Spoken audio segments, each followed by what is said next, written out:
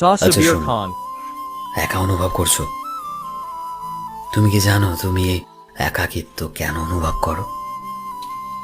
কারণ তুমি কোথাও না কোথাও কারোর থেকে এটা আশা রাখো যে মানুষ তোমার কাছে থাকবে, তোমার সাথে কথা বলবে, তোমার ব্যাপারে ছোট ছোট বিষয় মনে রাখবে। কি তাই তো? তোমায় কখনো একা ছাড়বে না, তোমায় যত্ন করবে, তোমায় ভালোবাসবে। আসলে কখনো কখনো মানুষের থেকে ছোট ছোট চাহিদাগুলো আমাদের মন খারাপ করার জন্য দায়ী হয়।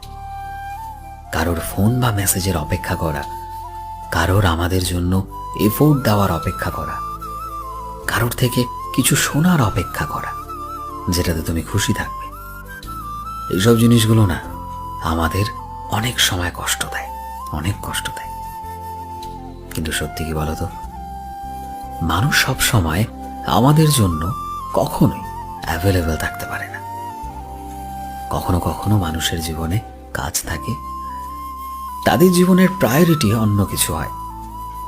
মানুষ নানা অনুভূতির মধ্যে দিয়ে যায়। আবার কখনো কখনো তারা হয়তো ঠিক করে কথা বলার অবস্থা তো থাকে না। আর এরই মাঝে তুমি যখন তাদের থেকে আশা রাখবে, তখন মন তো খারাপ হবে, তাই না? একাকিত্বের থেকে পালিয়ে ভাগার চেষ্টা করো না, তাতে কোনো লাভ নেই। বরং একাকিত্বকে নিজের শক্তি বানাও। যে মানুষটা একাকিত্বের সাথে বন্ধুত্ব করে দিব্যি বেঁচে থাকতে পারে, তাদের থেকে শক্ত এই দুনিয়াতে আর কেউ হয় না। না, কেউ তাদের অনুভূতির সাথে খেলতে পারে না। আর না তাদের কোনো ভয় থাকে হঠাৎ করে একা হয়ে যাওয়ার, বড্ড একা হয়ে যাওয়ার।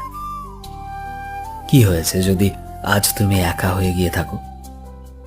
এবার থেকে নিজেকে একটু হলেও শক্ত করো।